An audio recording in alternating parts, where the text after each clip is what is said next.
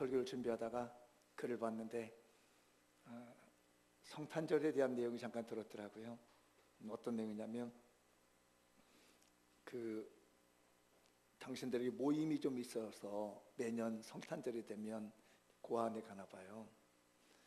근데 그날 이제 고아원에 갈 때 이제 라면을 사가지고 와서 그 고아원에서 이렇게 전시해놓고 이렇게 인증샷이라고 하잖아요. 이렇게 쭉 찍고 라면을 전달해주고 고아원에서 나섰습니다. 가다가 좀 이상해서 이렇게 뒤를 돌아봤대요. 그랬더니 어떤 한 아이가 혼자 외롭게 가고 있는 모습을 이렇게 바라보고 있더랍니다. 그런데 그 아이가 당신 가고 있는 뒷모습을 보고 눈물을 툭툭 흘리면서 흐느끼고 있더라는 거예요. 그 외로움의 눈물을 흘리는 그 아이의 모습을 보는 순간에 그분이 생각에 예수님 모습이구나, 이런 마음이 들더라는 겁니다. 외로워 눈물 흘리는 그 아이에게서 외로워 눈물 흘리는 예수님을 봤다는 거예요. 12월 달입니다. 저희가 한 해를 마감하기도 하고 또 내년도를 계획하는 이제 12월이고 성탄절이 들어있는 12월입니다. 저는 그 글을 읽다가 우리 교회에 오신 우리 예수님이 눈물 흘리고 있는 고아의 모습은 아닌가. 사람들은 자기 의무감으로 와서 자기 선한 마음으로 고아원에 찾아와서 라면 전달해주고 가고, 그걸 내가 전달했나라고 확인하기 위해서 사진도 찍고 가지만 진정 그 외로운 아이들의 마음에는 전혀 도움되지 못했던 그 방문처럼 우리가 11개월 동안 아니면 몇십 년 동안 어떤 분은 몇 대에 걸쳐서 신앙을 하고 이랬는데 진작 그 믿음이 예수님의 마음을 기쁘게 하기보다는 내 즐거움으로 신앙생활하지 않았는지, 내 기쁨으로 나를 만족시키기 위해서 내가 즐거워하기 위해서 신앙생활을 했지, 그 외로워하고 있는 교회의 진작 주인이 되시는 예수님은 외로워서 누군가 그분의 마음 한마디를 알아주지 못하고 홀로 한 구석에서 눈물 짓고 있는 예수님은 생각하지 않는 이런 우리의 믿음의 모습은 아닌가 생각해 봤습니다. 여러분들은 어떤가요? 12월 달 예배 드리러 와서 내 즐거움과 내 사무침에 가득 차 있지만 진정으로 예수님은 외로워서 마음 둘 곳이 없는 교회가 아닌가 여겨집니다. 얼마 있으면 성탄절이 옵니다. 근데 좀 가슴 아픈 건 성탄절이 되면 예수 믿는 사람과 전혀 상관없는 사람이 다 즐기더라고요. 백화점에 가면 예수 믿는 사람과 전혀 관련이 없는데 상품 돼가지고 호황을 이루려고 하고 있고, 그러니까 구원과 전혀 상관없는 사람들이 그날을 너무 이렇게 즐기고 타락하고 만들고 부패하게 만들어 버리고, 그러니까 제일 이 남녀 여인들이 제일 많이 타락하는 날이 언제냐면 성탄절 이브날이라는 말입니다. 제일 범죄가 많은 날이 성탄절 이브날 모든 범죄가 이루어지고 있다는 것이 너무 가슴 아파요. 교회나 사회나 우리 예수님이 한 곳에서 눈물 짓는 고아처럼 구석에 들어가가지고 눈물 짓는 모습으로 서 있는 것 같은 마음이 들어서 너무 가슴이 애석합니다. 우리 사랑하는 장미원교회 성도들이여, 우리 주님이 고아의 눈물처럼 눈물 흘리는 교회가 되지 않도록 하십시다. 장미원교회야, 내가 너희들을 만나고 싶어서 왔는데 너희들 이렇게 좋구나. 너희들이 헌금을 했니? 너희들이 찬양을 했니? 너희들이 봉사를 했니? 근데 나하고는 상관이 없으니 물끄러미 바라보며 눈물 짓고 있지 않는지 생각해 보면서 오늘 본문의 말씀을 들여다보려고 합니다. 그래서 11월 달을 마무리하고 12월 달 중에 내년도를 전망하는 마음으로 제가 이런 기도문 같은 제 마음을 여기다 올려봤습니다. 읽어보죠. 여자의 후손의 비전으로 사는 그리스도인이 됩시다. 한 번 더 시작. 여자의 후손의 비전으로 사는 그리스도인이 됩시다.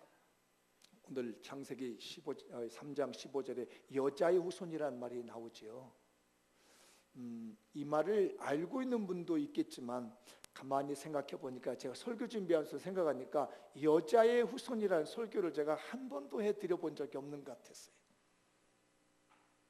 이게 무슨 말이냐면 여자의 후손은 단도직입적으로 말하면 메시아 대신 예수 그리스도를 말합니다. 그걸 그대로 풀어본다면 메시아 대신 예수 그리스도의 비전으로 사는 사람이 되자, 이런 얘기예요. 기억해 두세요. 메시아 대신 예수 그리스도를 창세기 3장 15절에서는 여자의 후손이라고 말한다. 이걸 갖다가 원복음이라고 합니다. 그래서 이번 달에 설교 계획을 잡을 때에 첫째 주 이 창세기부터 시작해서 마지막 넷째 주까지 송구영 신예배 오기 전까지 예수님이 어떻게 예언되어 있고 신약에서 예수님 어떻게 태어나시는 것, 탄생하시는 거의 그 과정을 중간중간 전할 거예요. 다음 주는 이사야에 있는 말씀 임마누엘이라는 내용이 어떤 내용으로 전개되는가 되는 거예요. 오늘은 예수님, 메시아 대신 예수님이 태어나실 거니라고 하는 것을 처음으로 약속한 것이 창세기 3장 15절에 있는 여자의 후손이라는 거예요. 그러니까 예수님은 여자의 후손으로 태어나시는 분이다, 이렇게 이해하시면 본문을 되겠습니다. 하나님께서 세상을 창조하셨습니다. 혹시 여러분 며칠 만에 창조하신지 아나요? 한 10일 만에 창조했나요? 한 달 만에 창조하셨나요? 혹시 여러분들 하나님이 세상을 창조할 때 며칠 창조하셨나요? 네? 며칠 창조했어요? 고개를 들은 분들은 제 사인을 하고 6일 창조를 하셨습니다. 7일째 안식하시니라. 근데 사람은 언제 만든지 아시나요? 사람 6일째 만들었어요. 근데 남자를 먼저 만들었을까요? 여자를 먼저 만들었을까요? 아니, 다시 남자를 먼저 만들었어요? 여자를 먼저 만들었어요?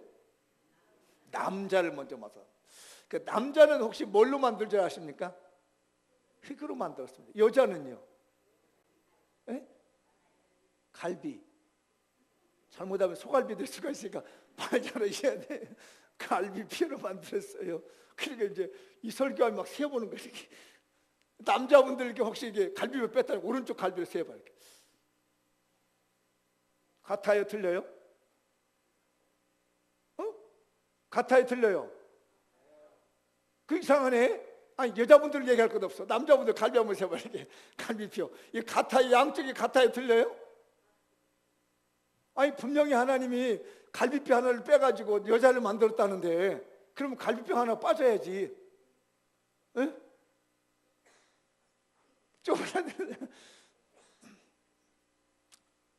이제 이런 걸 아시면 돼요. 제가 설명해 드렸죠. 제가 어떻게 잘못해서 뭐 그럴 일은 없겠지만 이 손가락 하나가 절단이 됐어요. 그러면 다음에 태어날 때 우리 아들들은 이 손가락이 절단돼서 나와요? 원래대로 나와요? 그렇습니다. 우리 인체라는 건 그래요. 하나님께서 아담을 갈비뼈 하나를 뺐다 해서 다음에 태어나는 모든 인류들이 갈비뼈 하나가 없이 나오는 것이 아니라 다음에는 원래대로 태어나는 거예요. 그래서 이 남자들의 갈비뼈도 여전히 똑같아요. 여자분들은. 그런데 하나님께서 아담을 흙으로 만드시고 하신 말씀이 있습니다.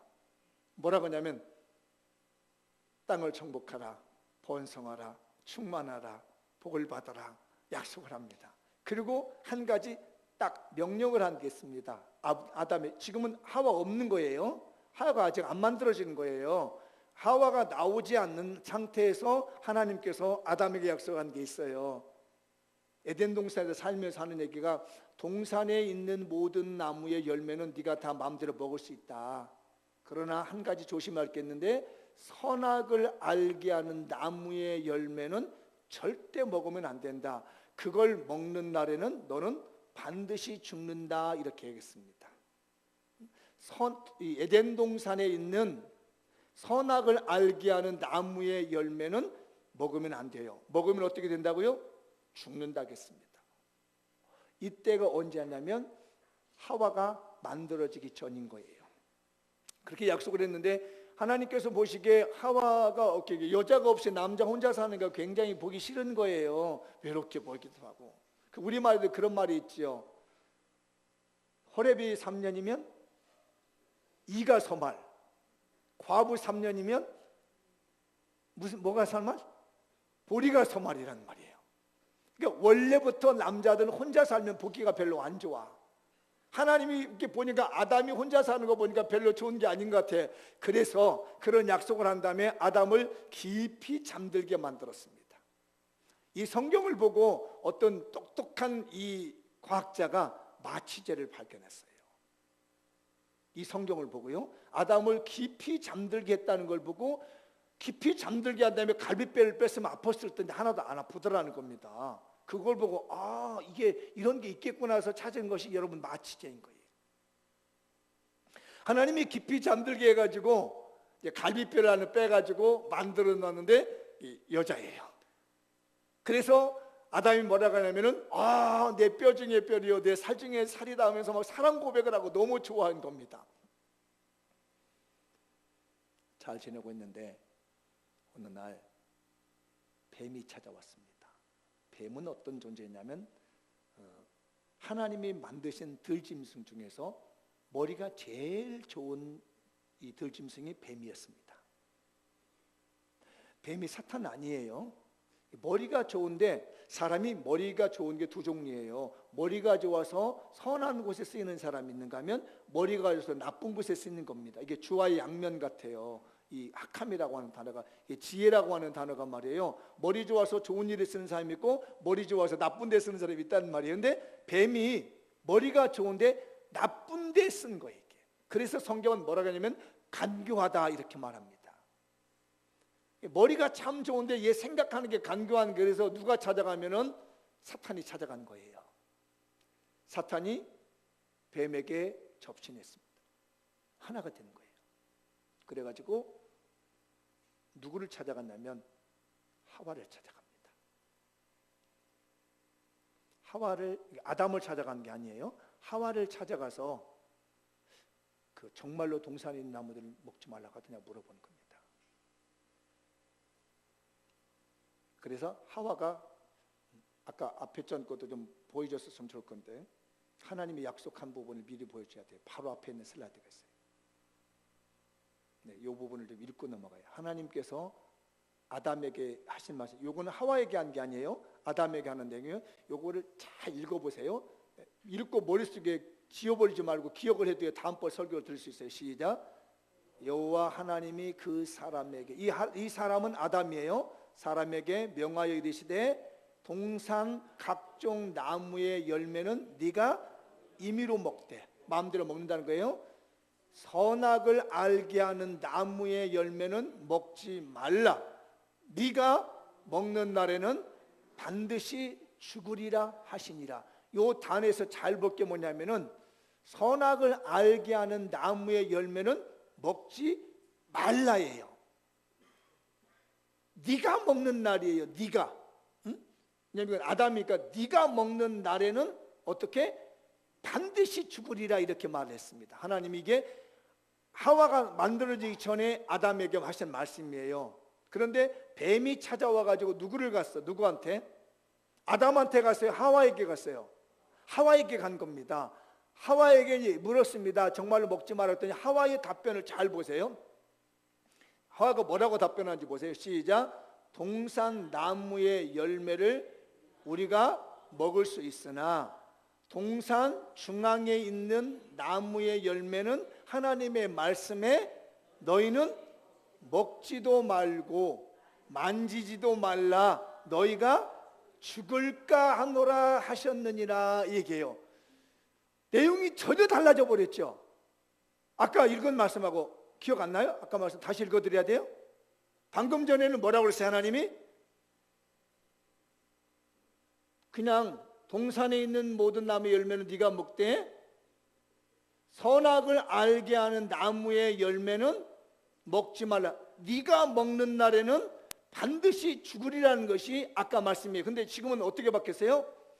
하와가 뭐라고 답변하냐면 동산 중앙에 있는 나무의 열매, 이 말이 어디 있었어요? 하나님 없었어요. 동산 중앙에 있는 나무란 열매는 말이 없습니다. 하나님은 분명히 선악을 알게 하는 나무의 열매라고 그랬지, 어디 동산 중앙에 있는 나무의 열매라는 말은 한마디도 안 썼습니다. 이거 마음대로예요, 지멋대로예요 지금 하와가. 그 다음에 하나님의 말씀에 뭐라고 그랬어요? 너는 먹지 말라고 그랬어요. 근데 여기는 뭐라고 그래요? 너희는 이렇게 말을 해요. 분명히 너는 먹지 말라겠는데 말 바꾸는 겁니다. 너희는 먹지도 말고 만지지도 말라. 뭐라고? 너희가 정령 반드시 죽으리라겠는데 죽을 수도 있다. 완전히 말을 바꿔버린 겁니다. 제가 이걸 보면서 그런 생각을 했어요. 누가 잘못인지는 모르겠습니다. 하나님과 아담과 하와의 관계에 있어서 아담이 하와가 태어나기 전에 받을 말씀이란 말입니다. 하나님은 분명히 아담에게 동산 중앙이란 말 안 했습니다. 선악을 알게 하는 나무의 열매를 먹지 말라. 먹는 날엔 네가 먹는 날은 정령 반드시 죽으리라고 했는데 하와가 말을 했던 얘기가 전혀 달라요. 동산 중앙에 있는 나무의 열매는 먹지 말라. 먹는 날엔 너희가 먹는 날에는 죽을 수도 있다. 만지지도 말라는 얘기입니다. 누가 잘못인지 모르겠어요.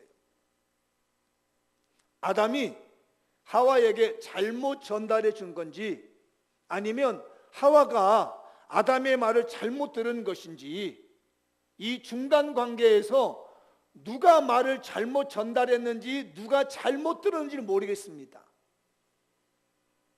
여기서 문제가 터진 거예요.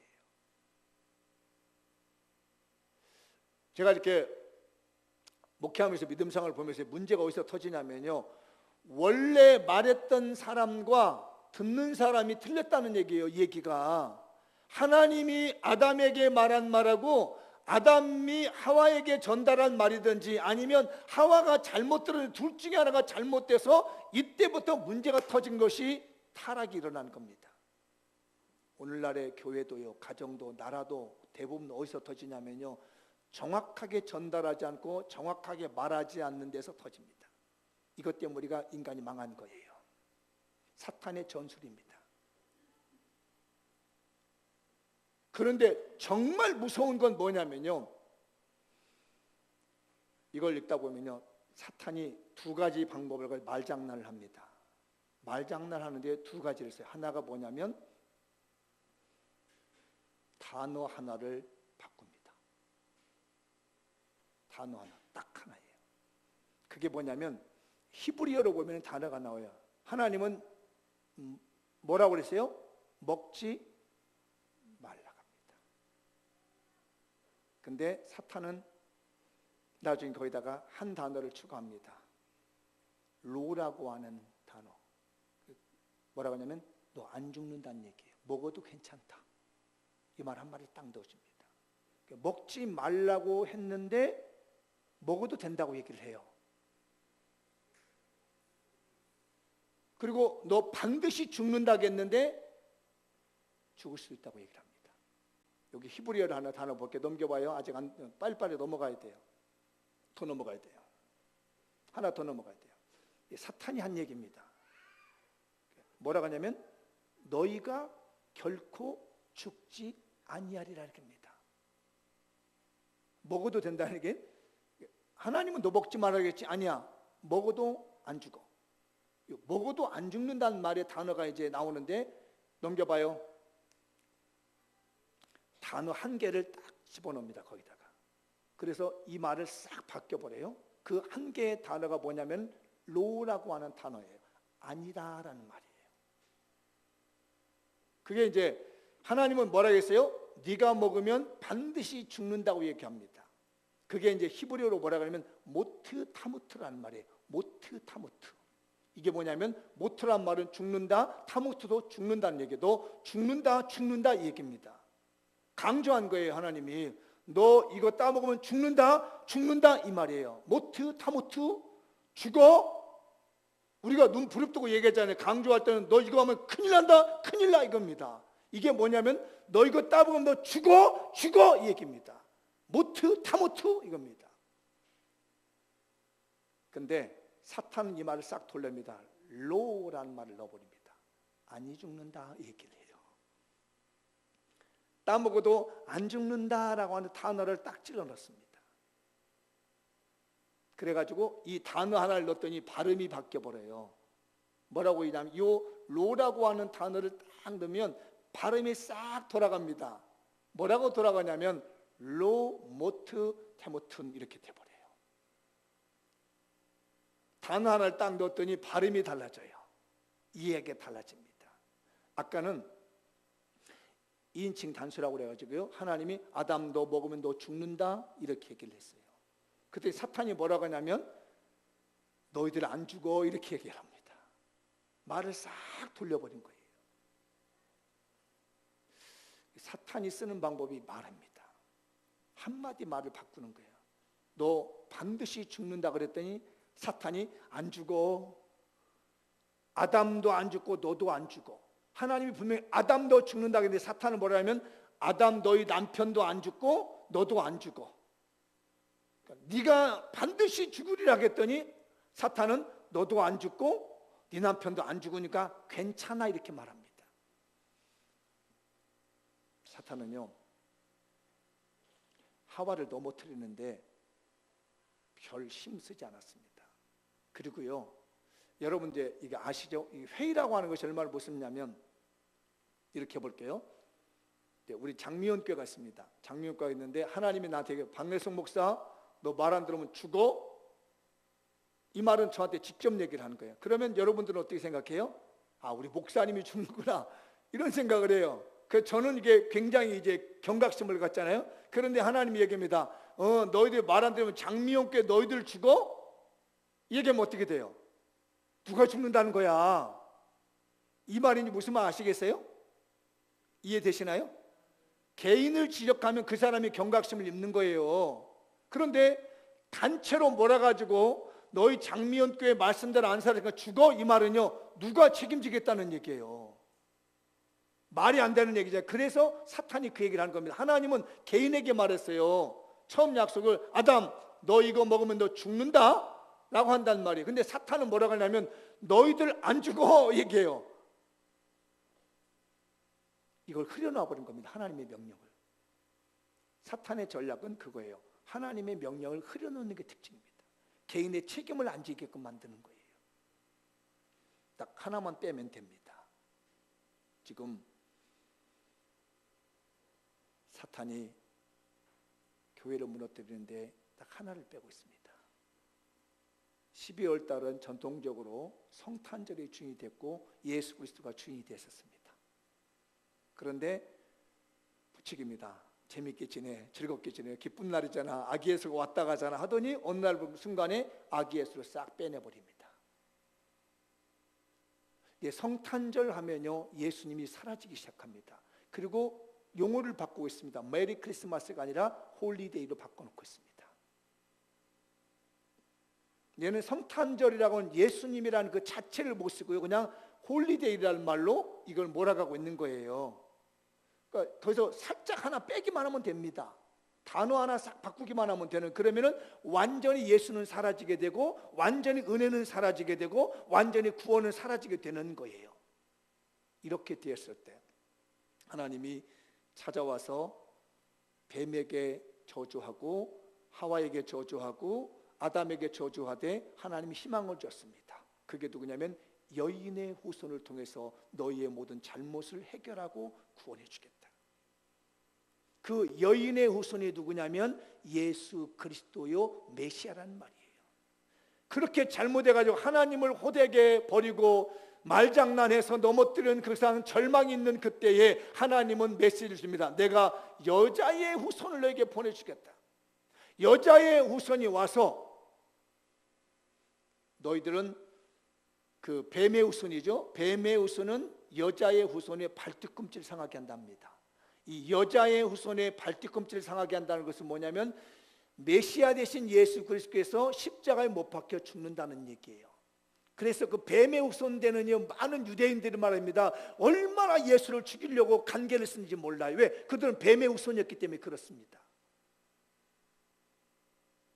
예수님께서도 그 바리새인들이나 서기관들에게 뭐라고 했냐면요, 이 독사의 자식들이라고 얘기를 합니다. 그 독사가 누구냐면 창조 당시에 아담과 하와를 깨어서 타락하게 만들었던 그 후손이라는 얘기입니다.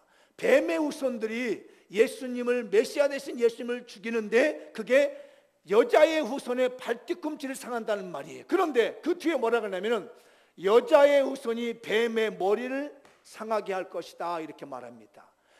여자의 후손이신 예수 그리스도, 메시아신 예수 그리스도께서 사망 권세를 이기고 부활하여 승리한다는 의미가 뱀의 그 머리를 깨뜨리고 구원한다고 하는 의미가 되는 것이에요.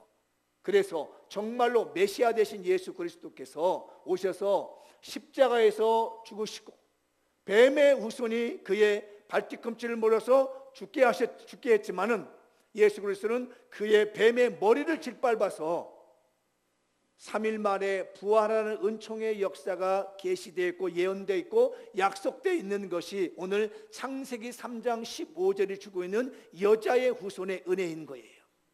우리가 아무리 죄를 짓고 우리가 아무리 잘못돼서 빗나간다 할지라도 여자의 후손 되신 주 예수 그리스도를 믿으며 그분을 의지한다면 우리도 부활이요 생명이신 예수 그리스도와 함께 승리하리라고 믿습니다.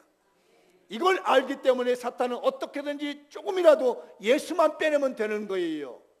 온 인류의 축제요 기쁨이 되는 성탄절에서 예수만 빼내면 끝나는 겁니다. 그러면 모든 것이 끝장나요. 예수 그리스도의 구원의 은총 필요 없는 겁니다. 십자가 은혜가 아무 소용없게 되는 것은 우리에게서 예수만 빼내버리는 끝장이에요. 사랑하는 우리 장로교회 성도들이여, 여러분의 심령 속에 예수가 빠지지 않길 바랍니다. 우리 교회에서 예수가 빠지지 않길 바랍니다. 우리 교회의 주인은 예수 그리스도이며 내 주인은 예수 그리스도입니다. 그분이 우리 속에서 빠져나가 버리면 안 되는 것이고 그분이 우리 교회의 주인이 되어야겠으며 이번 성탄절의 주인도 예수 그리스도가 되셔야 되겠습니다. 마무리를 한번 지어보겠습니다. 읽어보죠. 시작.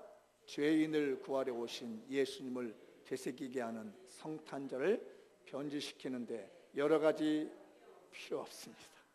성탄절을 변질시키는 데 여러 가지가 필요했으면 딱 하나, 예수님만 빼면 아무것도 아닙니다. 교회 내에서도 성탄절 이부잔치 한다면서요, 예수님이 점점점 빠져나가고 있습니다.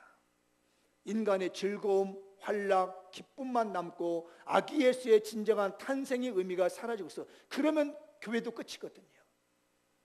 예수님만 빼내버리면 끝나는 겁니다. 말 하나 딱 바꾸면 끝나는 거거든요. 다음 읽어. 시작. 사탄은 지금 문화라는 방법을 통해 우리의 신앙에서 예수님을 빼내고 있습니다. 자꾸 예수님을 빼내고 있어요. 마무리 마지막. 시작. 여자의 후손으로 오신 예수님께서 성탄절의 주인이시며 우리의 구원주이십니다. 믿으시 바랍니다. 이 연말이 주인이 예수님이 되셨으면 좋겠고, 우리 예수님이 고아의 눈물처럼 우리 교회 와서 눈물 흘리는 분이 없었으면 좋겠고, 우리 예수님께서 여러분의 집에 들어가서 고아의 눈물처럼 눈물 흘려서는 아니 되겠고, 우리 대한민국의 전 세계에 우리 예수님이 고아가 되어가지고 눈물 흘린 일이 없이 예수님의 주인 되시고 여자의 후손 오신 예수, 이 메시아인 예수가 우리의 구원의 주님이라는 것을 확실하며 시작하는 12월과 내년도 금년 말이 되시길 주의 이름으로 축복합니다. 기도하겠습니다.